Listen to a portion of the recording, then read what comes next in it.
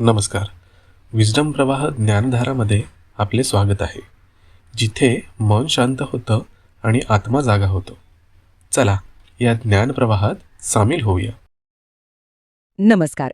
आज आपण the ant mill loop या एका फार रंजक संकल्पनेबद्दल बोलणार आहोत. ही गोष्ट आहे हालचाल विरुद्ध प्रगतीची. चला, एका साध्या प्रश्नानं सुरुवात करूया.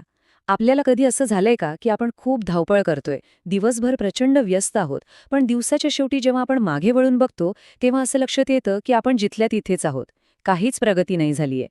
जर याचं उत्तर हो असेल, तर मग ही माहिती आपल्यासाठी खूप महत्वाची आहे.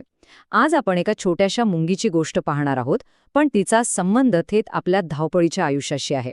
चला तर मग थेट त्या मुंगीच्या गोष्टीपासूनच सुरुवात करूया.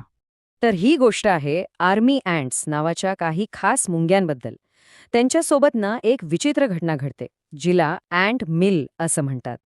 या मुंग्या आपल्याला उष्णकटिबंधीय पावसाळी जंगलांमध्ये मोठ्या संख्येने सापडतात. आता ह्या मुंग्या इतर मुंग्यांपेक्षा वेगळ्या का आहेत? तर पहिलं म्हणजे त्यांची दृष्टी खूपच कमजोर असते. दुसरं, त्यांना आपल्याकडच्या मुंग्यांसारखं असं कायमचं घर म्हणजे वारूळ नसतं. आणि तिसरी गोष्ट म्हणजे त्या सतत एका ठिकाणाहून दुसऱ्या ठिकाणी स्थलांतर करत असतात. म्हणजे त्या कधीच एका जागी थांबत नाहीत. मग साहजिकच एक प्रश्न पडतो की जर त्यांना नीट दिसत नाहीये आणि त्या सतत फिरतायत, तर मग एवढ्या मोठ्या टोळीला एकत्र एकाच दिशेने जायचं हे कळतं तरी कसं? याचं उत्तर एका अगदी साध्या नियमामध्ये आहे. प्रत्येक मुंगी चालताना आपल्या मागे फेरोमोन नावाचा एक रासायनिक वास सोडत जाते. तिच्या मागची मुंगी बरोबर त्याच वासाचा माग काढते. तिच्या मागची तिसरी मुंगी दुसरीचा माग काढते. थोडक्यात सांगायचं तर नियम अगदी सोपा आहे. समोरची मुंगी जिथे जाईल तिथेच जायचं. खरं तर हा नियम बहुतेक वेळा अगदी व्यवस्थित काम करतो.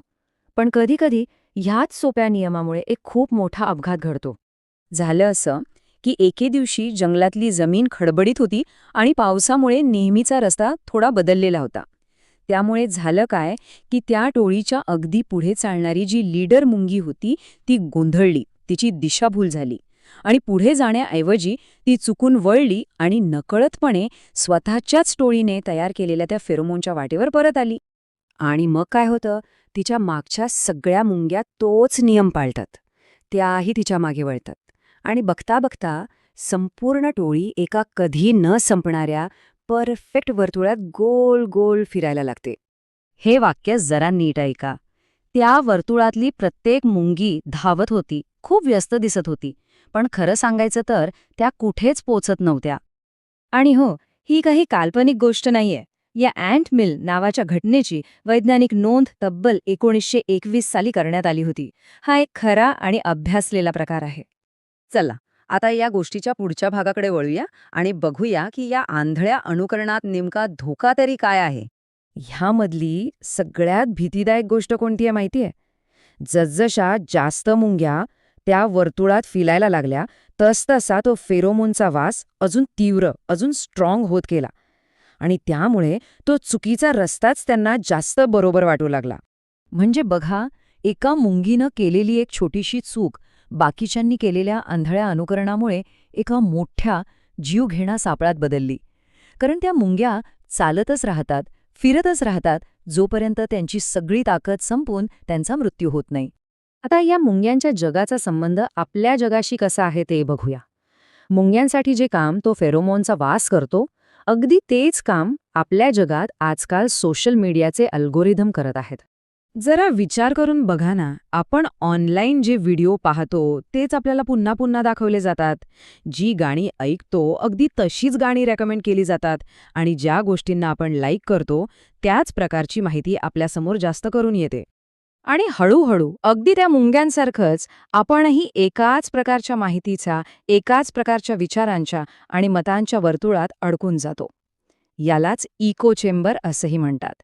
आणि मग आपण नवीन काहीही पाहणं, ऐकणं किंवा विचार करणं जवळजवळ थांबवून टाकतो.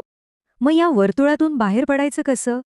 चला, या विश्लेषणाच्या शेवटच्या आणि सगळ्यात महत्त्वाच्या भागाकडे जाऊया.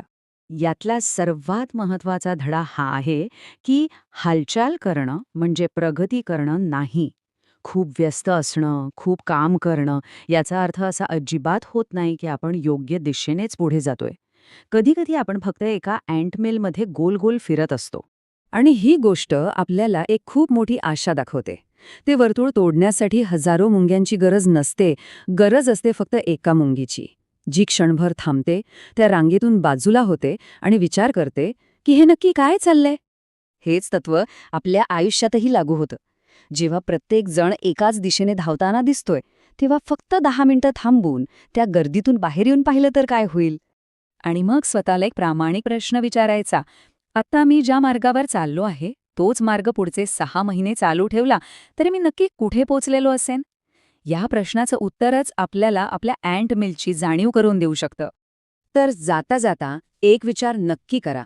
आपण सध्या नक्की कोणत्या लूपमध्ये अडकलो आहोत?